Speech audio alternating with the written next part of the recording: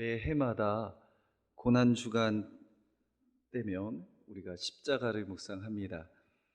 십자가상의 예수님의 죽으심과 고난을 기억하려고 힘씁니다. 그런데 특별한 때에만 묵상하는 십자가라고 하면 그 십자가는 추상적이고 개념적인 십자가가 될 수밖에 없습니다. 늘 신앙은 삶과 관련이 되어 있습니다. 십자가 또한 삶으로 담아내는 십자가여야 되고 또 삶으로 묵상하는 그 십자가의 삶이 되어야 합니다.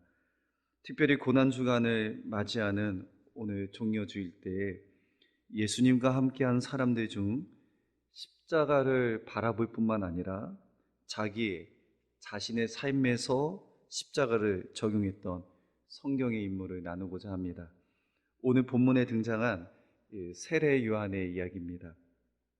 세례 요한은 구약의 마지막 선지자였으며 마지막 나시린이었습니다. 세례 요한의 출생의 기록을 한번 살펴보았으면 좋겠는데, 요한의 부친은 아비아의 계열의 제사장인 사가랴였습니다. 어머님은 아론 가문의 엘리사벳이었습니다. 이 부모는 아버지도 그렇고 어머니도 그렇고 모두 주의 계명과 규례를 흠없이 지켰던 의롭고 경건한 자들이었습니다. 그러나 이들에게도 인생에 부족한 게 있었습니다. 나이가 많이 들었는데 이들에게 자식이 없었습니다. 사가랴는 늘 자식이 없는 것에 대한 간구를 드렸던 것 같습니다. 제사장이었기에 제사장의 전례를 따라 제비를 뽑아 성전에 들어가 분향해야 되는 시간이 있었습니다. 그리고 이제 모든 백성들은 밖에서 기도하고 이 제사장인 사가랴가 성전 안에 들어가 분향을 합니다. 그 분향하는 때에 주의 사자가 향단 우편에 나타나 사가랴에게 말씀하시죠. 먼저는 주의 사자를 본 사가랴는 무서워하고 놀라했습니다. 그러나 무서워하지 말라, 너의 간구함이 들린지라 하며 곧 그 주의 사자는 아내 엘리사벳에게 아들이 있을 것이라고 말씀합니다. 그리고 그 아들이 태어나면 그의 이름을 요한이라 하라고 이름을 미리 예견하여 지었습니다. 주의 사자는 또한 요한은 앞으로 나신인처럼 또 엘리야의 심령과 능력을 가지고 주의 길을 예비할 것이라고 또 확실하게 말씀으로 나눴습니다. 이 늙은 사가랴와 엘리사벳은 그 주의 사자의 고지대로 말씀한 대로 잉태됩니다. 엘리사벳이 임신한 후 이제 5달이 지나고 6달이 되는 그때에 천사 가브리엘이 다윗의 자손 요셉과 약혼한 처녀 마리아에게 예수님의 수태 예고를 전합니다. 엘리사벳과 마리아는 친척간이었거든요. 그래서 누가복음 1장 14절을 보면 사가랴 집에 마리아가 들어가 이제 엘리사벳에게 문안을 합니다. 그런데 이때 신기한 일이 하나가 벌어져요. 마리아의 문안함을 듣고 엘리사벳 복중에 있는 아이가 뛰노는 것입니다. 5개월에서 6개월 정도 되면 보통 일반적인 태동들이 있지 않겠습니까? 우연의 일치라고 생각할 수 있겠죠. 좀 활동적이고 잘 노는, 태중에서 복중에서 잘 노는 아이면 늘 이렇게 움직이니까.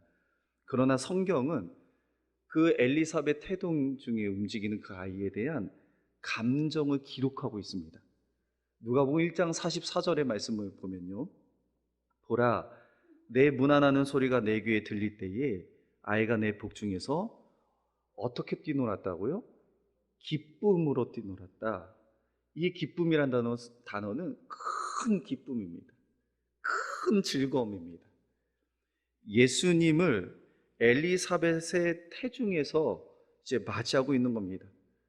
자신이 아직 세상에 태어나지 않았음에도 불구하고 그 아기 예수님을 그 마리아의 태중에 있는 것을 보고 너무너무 기뻐 뛰는 거죠. 아마 지구상에서 예수님의 그 잉태를 축하하는 가장 나이가 어린 최초의 축하객이 이었다면 그것은 바로 이 요한이었습니다. 참 신기하지 않습니까? 6개월 정도 태중에 있는 그 아이가 이제는 0살이 된 그 갓 임신한 예수님을 보고 기뻐 막 뛰는 거죠. 막 이를 감출 수 없는 겁니다. 예, 태어나지도 않았어요.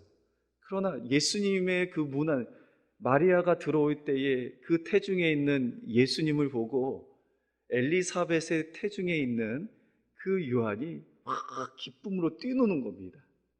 저는 이 상황을 보며 진짜 요한이 예수님을 너무너무 사랑했구나. 그 예수님을 너무 기대했구나. 예수님의 그 오심을 그 태중에서도 기뻐할 만큼 예수님을 정말 이렇게 학수고대했구나. 그런 생각이 들었습니다. 이뿐만 아니라 요한의 삶은 그 이후도 주를 위한 삶이었습니다. 우리가 잘 알던 요한은 광야에서 낙타 털옷을 입고 허리에 가죽띠를 띠고 메뚜기와 석청을 먹는 참 경건하고 검소한 사람이었습니다. 그러나 더 중요한 것은 그는 주의 길을 예비하는 자였고 또 주의 길을 곧게 하는, 예수님의 오실 길을 곧게 하는 자였습니다. 광야에서 외치는 자였죠. 이 세례 요한의 광야의 외침도 그의 삶은 자신의 삶 뒤에 오시는 주님을 위한 것이었습니다.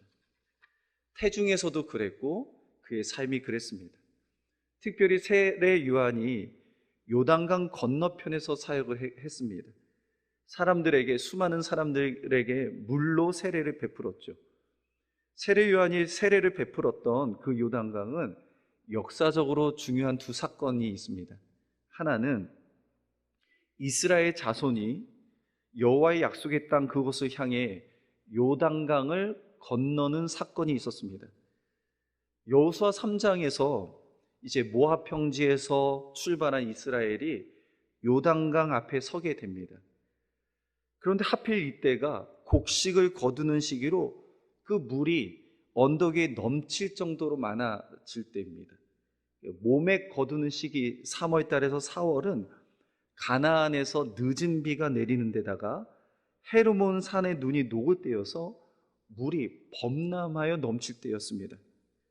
그러나 여호수아는 이스라엘 백성을 성결케 하고 제사장들을 통하여 언약궤를 메고 백성 앞에 건너가게 하고 제사장들이 요단에 이르려 발이 물가에 잠기자 곧 위로부터 흘러내리던 물이 그쳐버리는 놀라운 일이 벌어집니다. 따라서 이 구약에 나타난 요단강, 또 요단강을 건너는 사건은 이스라엘 민족에게 하나님의 언약이 새로운 도전과 새로운 삶의 시작을 했던 그것이 요단강입니다. 그 기적을 선포하는 사건이 있었던 것이 요단강입니다. 새로운 시작을 알리는 것입니다. 새로운 땅, 젖과 꿀이 흐르는 가나안의 입성을 알리는 겁니다. 그게 요단강의 사건입니다. 이것은 구약에서의 요단강을 통한 이스라엘 민족에게 주시는 새로운 삶의 의미였습니다. 그리고 또 다른 하나는 오늘 신약에 나타난 오늘 말씀입니다. 수많은 사람들이 요한에게 세례를 받는 그 장소가 요단강이었습니다.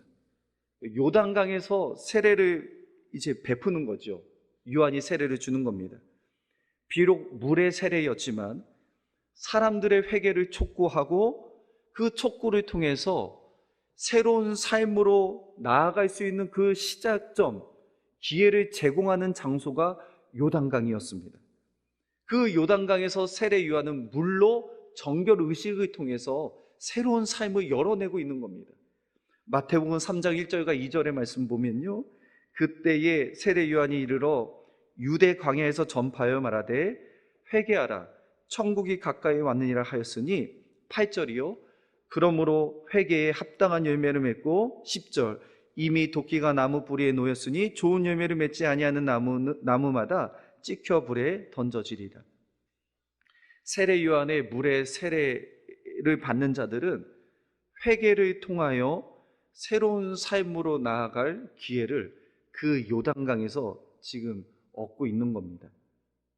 성도 여러분, 세례 요한의 모습은 예언자의 모습이었습니다. 사실상 제사장과 예언자는 의미가 좀 다릅니다. 요한의 부친은 사가랴는 제사장이었죠. 그러나 세례 요한은 예언자였습니다. 제사장은 성전이라는 은밀한 공간에서 백성들의 잘못을 대신하여 하나님께 말합니다. 그러나 예언자는 넓은 광장에서 하나님의 뜻을 대중들에게 말합니다. 제사장은 백성들의 죄를 씻기지만 예언자는 백성 앞에서 죄를 지적하며 백성이 회개하여 새롭게 되어지기를 촉구합니다. 제사장들은 백성들을 모아놓고 진리를 선포한 이유는 그들을 속죄하기 위함이었습니다.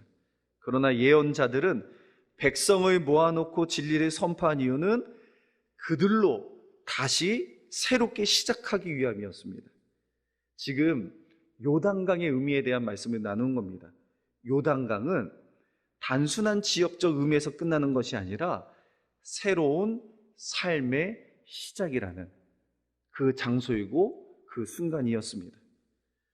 그렇기 때문에 세례 요한은 예언자로서 그 광야에서 수많은 자들에게 진리를 외쳤습니다. 세례 요한은 그 새로운 요단강에서 이들이 죄를 자복하고 회개에 합당한 열매를 맺으라고 새로운 삶을 지금 촉구하고 있는 겁니다. 세례 요한의 이 모든 삶은 결국은 새로운 시작에 있었습니다. 그의 소리도 외침도 다 새롭게 하기 위함이었습니다. 그러나 그의 삶에 이 목적이 있었습니다. 삶의 이유가 있었습니다. 마태복음 3장 11절의 말씀입니다. 우리 다 같이 한번 읽어볼까요? 다 같이 읽겠습니다. 시작. 나는 너희로 회개하기 위하여 물로 세례를 베풀거니와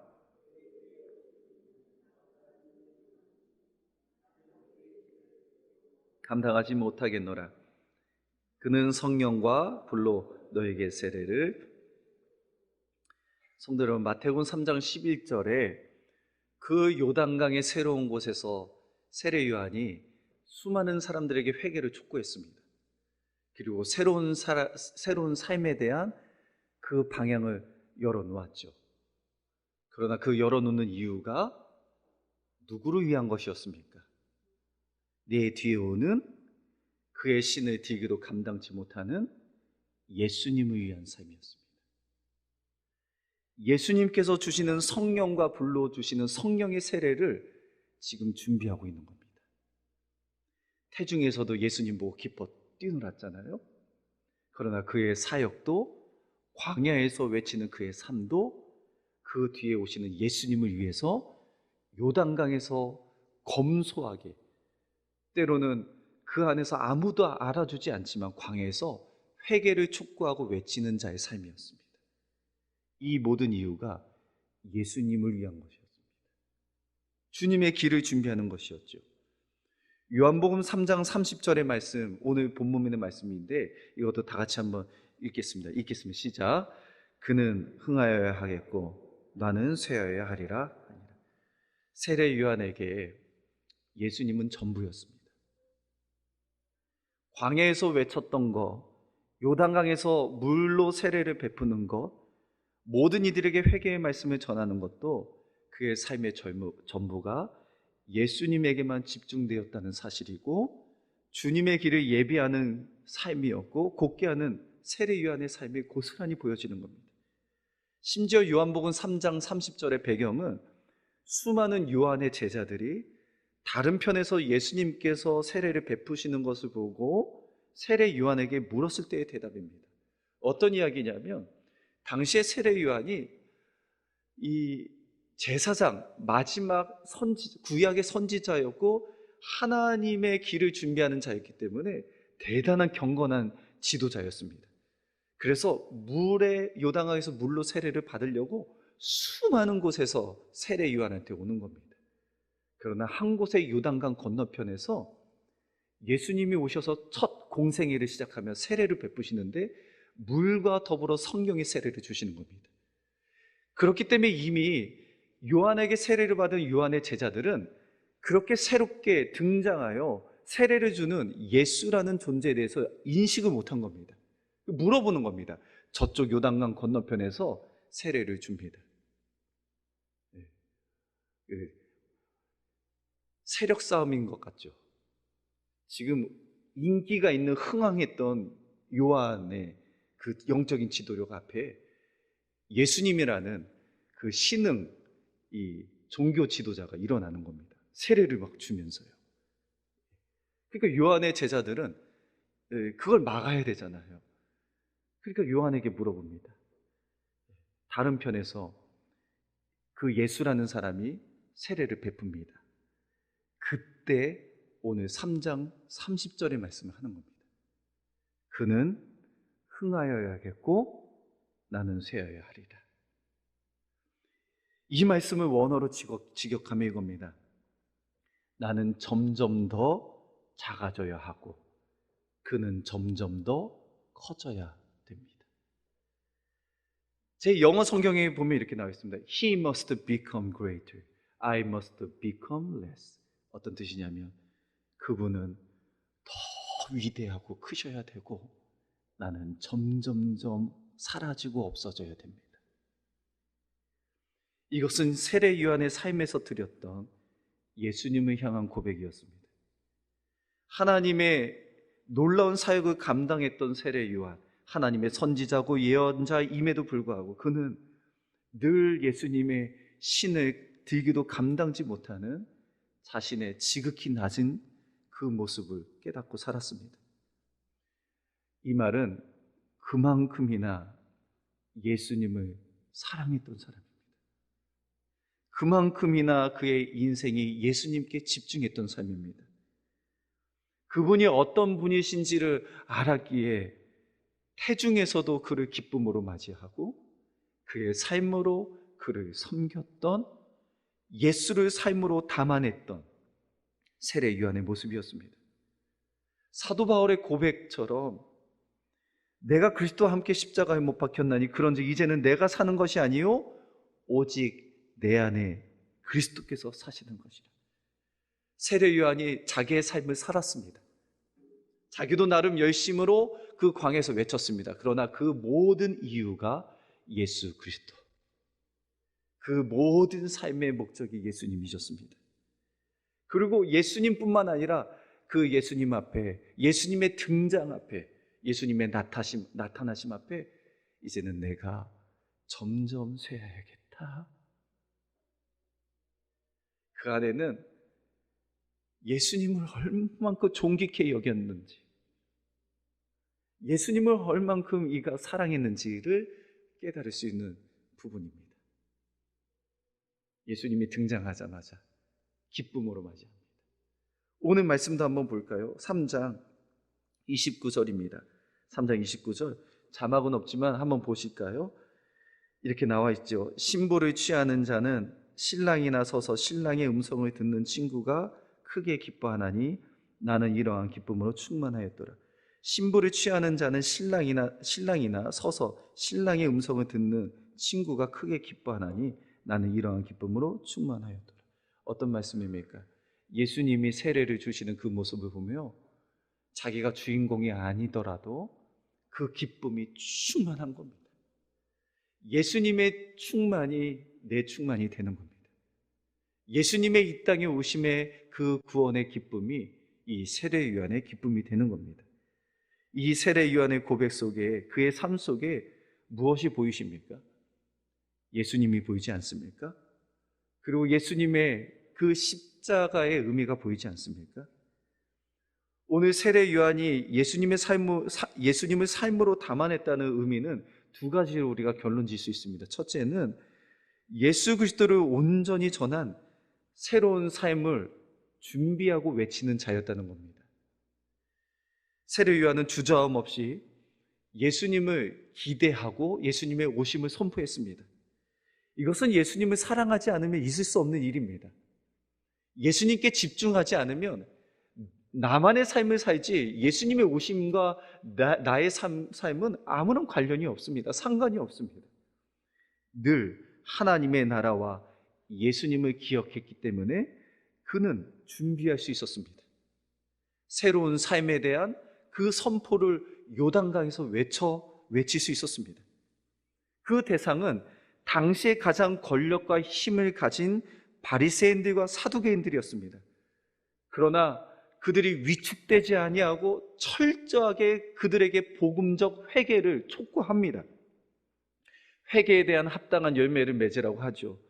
하나님의 말씀을 가감없이 담대히 전합니다. 그 이유가 무엇일까요? 그 삶에 예수님이 있었기 때문입니다. 자기가 무엇을 위해 준비해야 되는지를 정확히 알았습니다. 자기의 인생의 목적이 어디에 있는지 알았기 때문에 새로운 삶에 자기의 인생의 위치가 어디에 있어야 되는지도 알았습니다. 오늘 저도 마찬가지입니다. 제가 매주마다 말씀을 이렇게 전하는 위치가 무엇입니까? 재림하실 주님을 준비하기 위함입니다. 이 땅에 다시 오실 그 주님을 위해서 하나님의 백성들에게 더 하나님과 가까운 삶, 믿음의 삶, 예수님을 닮는 삶을 외치기 위해서 이 광야 같은 인생길에서 외치는 겁니다. 그러나 제가 만약에 예수님을 놓쳐버린다면 늘 설교를 도덕적으로 윤리적으로 하지 않겠습니까? 그러나 언젠가 맞이할 그 주님을 알기 때문에 오늘도 그 광야에서 외치는 겁니다. 그 예수님께 초점이 맞춰져 있기 때문에. 그런데 제가 온전타는 얘기가 아닙니다. 늘 몸부림치는 겁니다. 예수님의 십자가를 담아내기 위하여 내 이 깨지기 쉬운 질그릇 안에 그럼에도 불구하고 예수님을 묵상하고 예수님의 십자가를 붙잡는 겁니다. 말씀을 보고 죄를 회개하고 깨끗한 그릇이 되기 위하여, 합당한 그릇이 되기 위하여, 주가 쓰기시기에 편한 그릇이 되기 위하여 예수님 놓치지 않고 예수님을 붙잡는 겁니다. 때마다 일마다 어느 순간이라도 혹여나 집에 멀리 간 탕자가 되었지라도 그 다시 예수님을 바라보고 아버지 품으로 돌아오는 겁니다. 왜냐하면 예수님을 담았을 때의 새로운 삶이 시작되기 때문입니다. 그리고 예수님을 바라볼 때에 새로운 삶을 준비할 수 있는 도구로 사용되기 때문입니다. 오늘 세례 요한은 예수님을 그렇게 담아내고 예수님께 초점을 맞추며 그 구원의 예수님을 위한 도구의 삶이 되었습니다. 두 번째는요, 세례 요한의 예수님을 향한 태도입니다. 이 태도는 기가 막혀요. 정말 마음에 사모함이 있습니다. 어떤 태도입니까? 날마다 나는 쇠하기를 갈망하는 겁니다. 그리고 예수님만이 흥하기를 원하는 것이죠. 참 이것만 알면 늘 겸손할 것 같아요. 이것만 알면 늘 사랑하고 감사할 것 같습니다.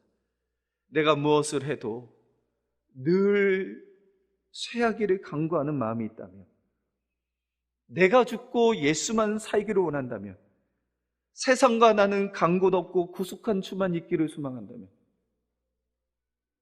이것이 나의 간증이요 찬송이 된다면, 세례 요한의 삶과 그의 인생의 모든 촉각과 손가락이 어디서든지 무엇을 하든지 예수 그리스도를 향해 있다면, 우리의 삶이, 우리의 생각과 우리의 모든 것이 예수 그리스도를 향해 있다면, 그런데 그 향할 때에 늘 나는 쇠하고 예수님만 점점 흥하여야겠다는 그 마음으로 주님 앞에 쓴다면,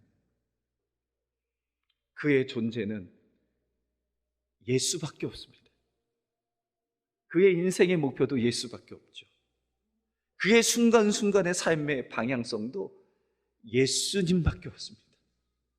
오늘 세례 요한의 모습을 보며 특별히 아무도 준비하지 않은, 아무도 환영받지 않는 예수님의 그 앞에 종려주일날 종려나무를 호산나 다윗의 자손이요라고 외치지만, 로마 제국을 이제는 점령해서 기득권을 가지고 정치적 세력으로 영웅으로 올 것이라고 생각했던 메시아적 생각, 정치적 메시아적 생각을 할 때에 마음을 다해서 주님은 흥하여야겠고 나는 쇠야겠다.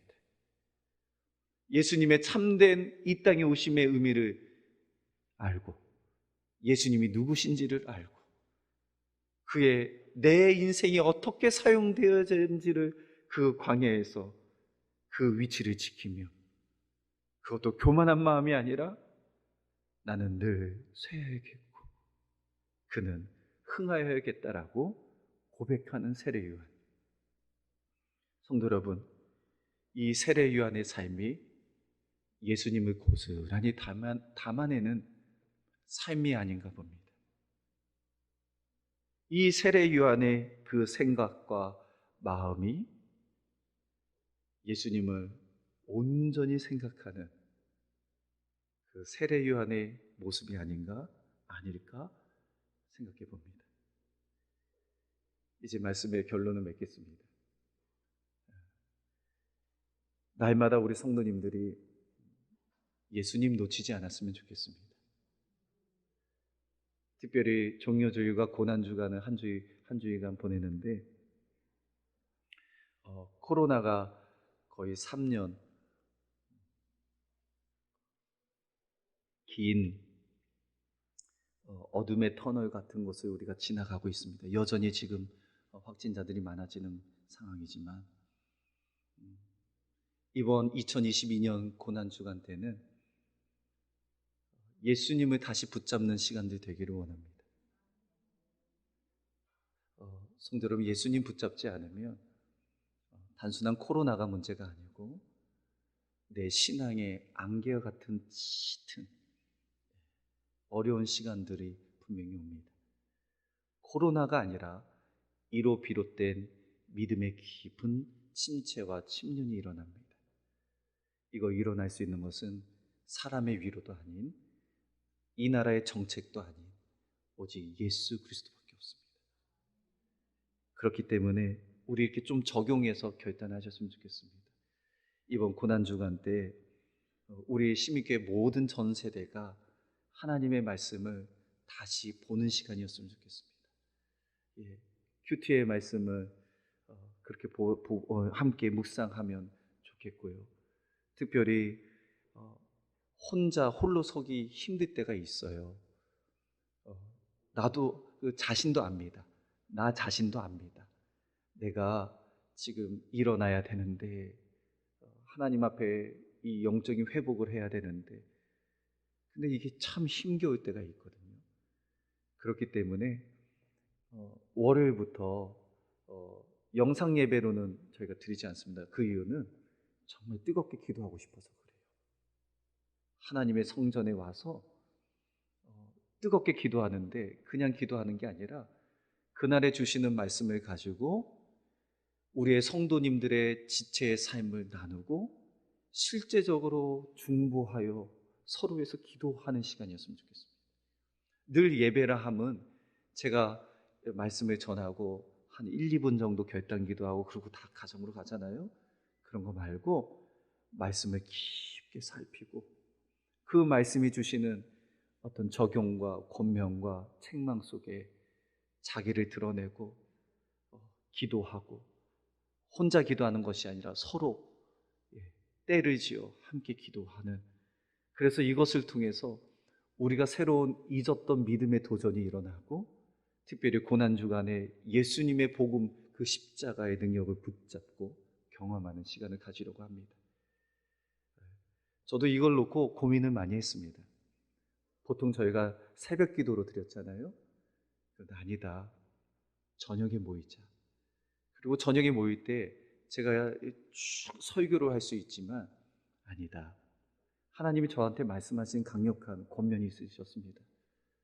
너도 그들 중에 한 사람이 되어 나를 예배했으면 좋겠다.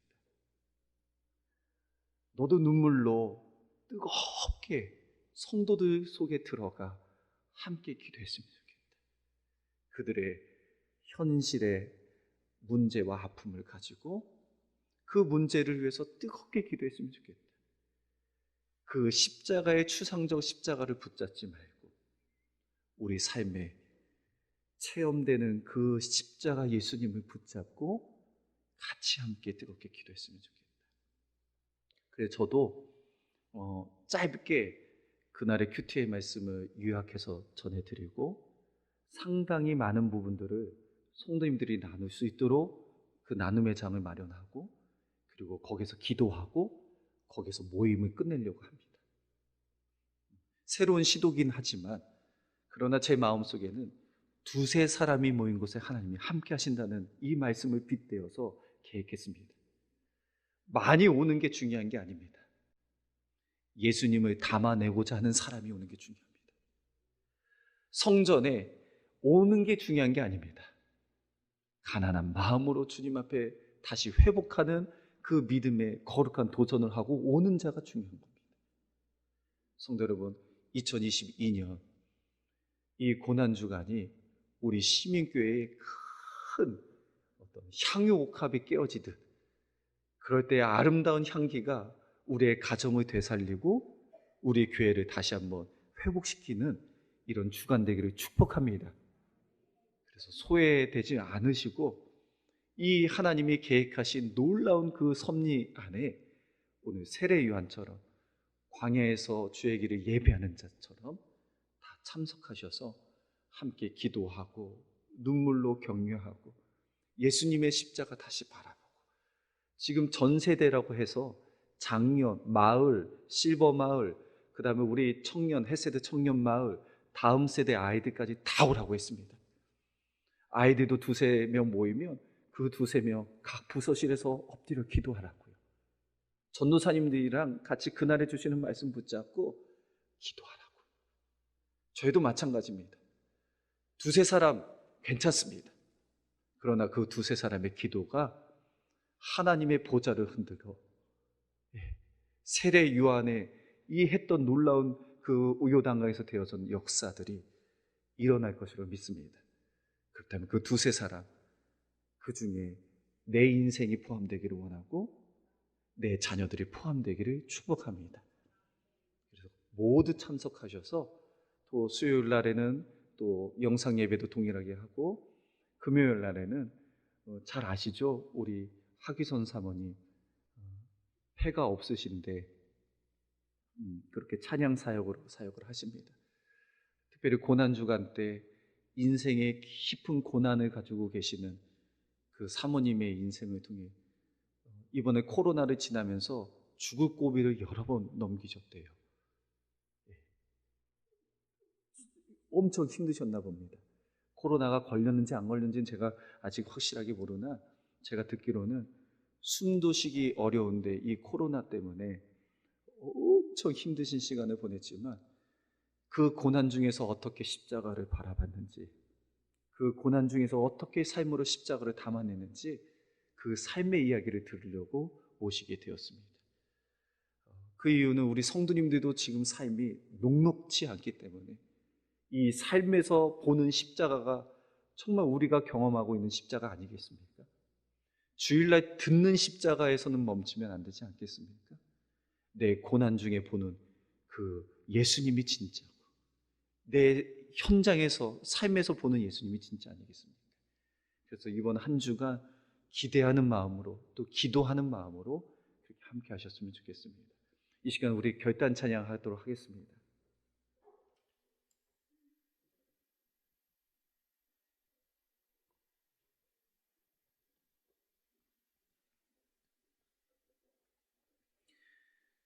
주보혈 날 정결케 하고 주보혈 날 자유케 하니 주 앞에 나 예배하는 이 시간 나의 모든 것을 주께 드리니 내가 사는 것이 아니요 오직 주를 위해 사는 것이라. 성도 여러분, 나는 쇠하여야겠고 그는 흥하여야겠다. 그 태중에 6개월이 되는 그 주님을 맞이하여 기쁨으로 뛰노는, 제가 오늘 뒤에서 잠깐 성도님들 찬양하는 모습 보니까 이 삶의 중력이 얼마나 무거운지 손도 제대로 못 드시는 것 같아요. 네.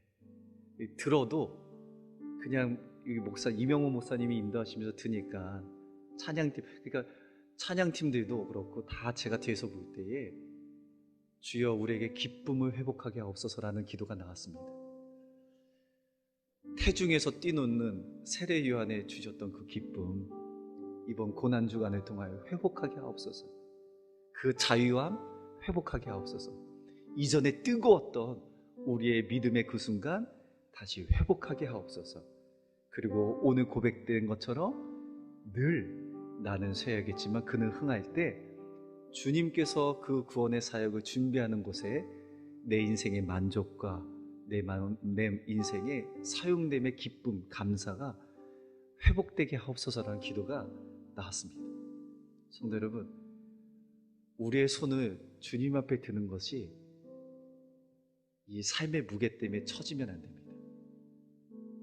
이제는 믿음으로 도전해야 될 때입니다. 믿음으로 일어나야 될 때입니다. 이제는 교회가 일어나고 우리의 삶이 일어나 이제는 주님의 오심을 기다려야 합니다. 그리고 주님의 오심을 준비해야 합니다. 이 찬양 드릴 때에 우리의 마음의 기쁨이 회복되기를 축복합니다. 우리의 삶의 무게는 다 내려지고 예수님을 보는 시간 되기를 원합니다. 함께 찬양하도록 하겠습니다.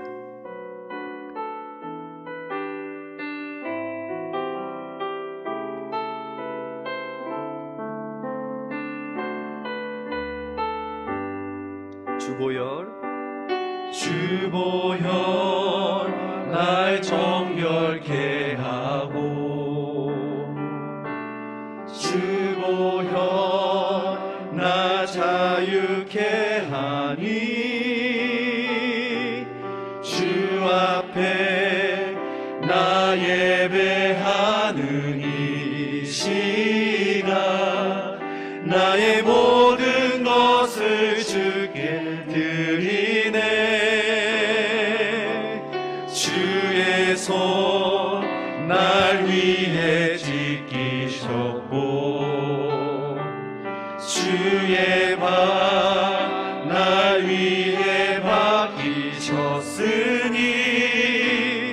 이제는 내가 사는 것이 아니요 오직 주를 위해 사는 것이라.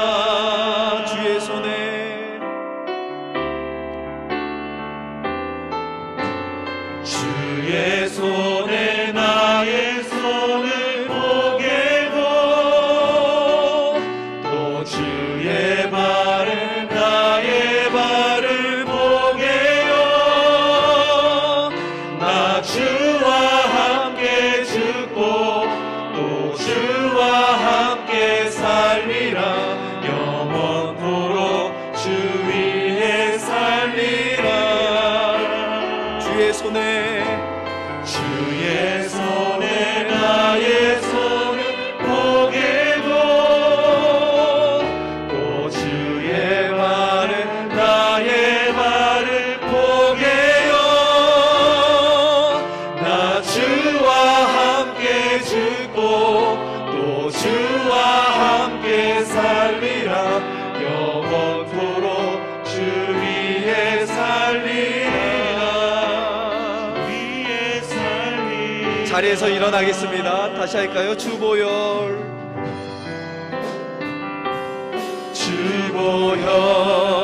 날 정결케 하고 주보혈 날 자유케 하니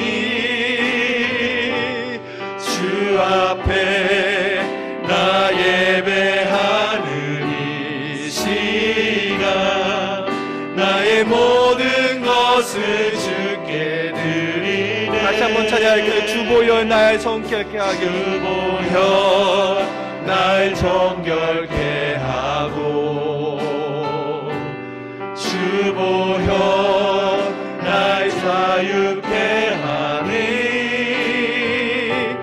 주 앞에 나 예배하는 이 시간 나의 모든 것을 주께 드리네.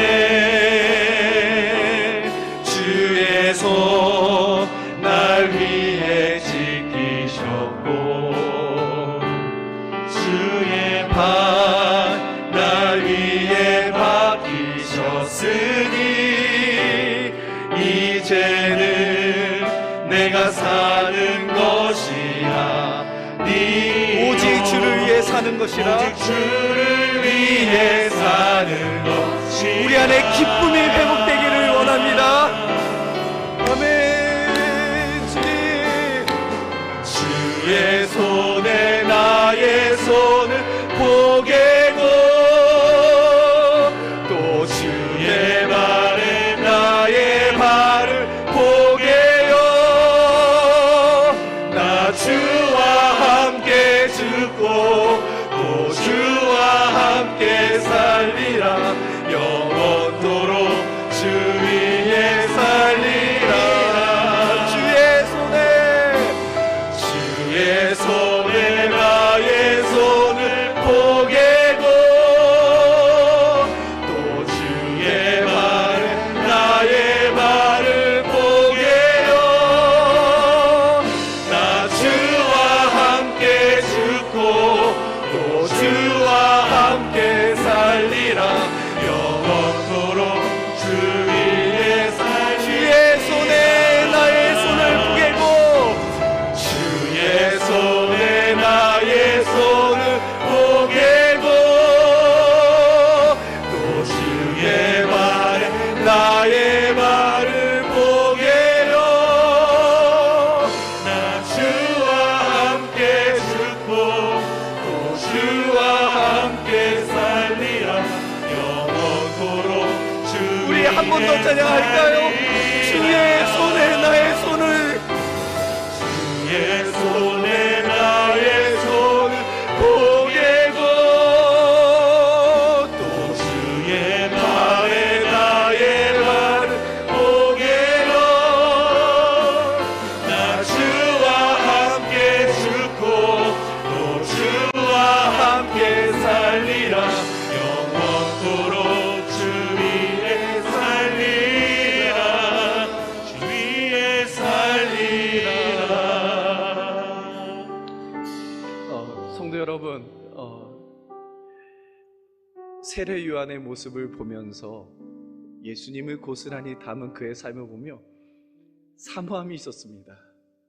그 태중에서도 기뻐하는, 뛰노는 그 예수님을 기뻐하는 그 기쁨, 주님 내 안에 회복되게 하옵소서. 그리고 광야에서 얼마나 힘들었겠습니까? 먹는 것도 없고 외치는 자 준비하는 것, 회개하라 천국이 가까웠다, 그 책망의 말씀을 권고하는 그 삶이 얼마나 괴로웠을까, 외로웠을까, 힘겼을까. 그러나 세례요한은 늘 마음속에 예수님을 담았습니다. 그리고 예수님이 오셨을 때에 교만하지 아니하고 세력 다툼하지 아니하고 이렇게 고백했습니다. 그는 흥하여야겠고 나는 쇠해야겠다. 그 마음은 예수님을 향한 사랑이었습니다. 예수님을 사랑하면 향유 옥합을 깨트릴 수 있는 마음을 주십니다. 오늘 우리에게 필요한 거 그거 아니겠습니까? 삶의 버거움이 크지만 그러나 예수님의 사랑이 더 크심을 믿고 경험하는 거 아니겠습니까? 예수님을 바라보는 거 아니겠습니까? 이제 내가 사는 것이 아니요 내 안에 계신 예수 그리스도께서 사는 것이다. 나를 위하여 그 생명을 버리신 그를 믿는 믿음 안에서 사는 것이라. 의인은 믿음으로 말미암아 살리라. 오늘 주님 세례 요한으로 예수님을 닮은 삶처럼 우리의 삶에 우리의 목적과 이유와 우리의 손짓 하나도 예수님을 향하게 하옵소서라고 우리 말씀을 붙잡고 특별히 한 주간 고난 주간에 부어주신 그 은혜를 사모하며 기도하는 시간 가졌으면 좋겠습니다. 함께 기도하겠습니다. 하나님 감사합니다.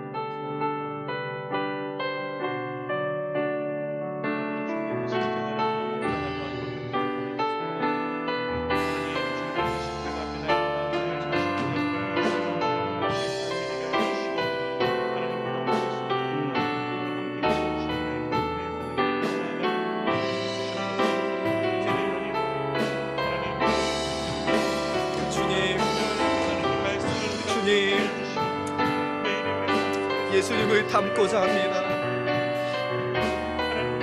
하나님 예수님의 생명을 우리의 마음으로 담아내고자 합니다. 주님, 예수님을 담았을 때 우리의 기쁨이 되게 하옵소서. 준비하는 자 되게 하옵소서. 하나님,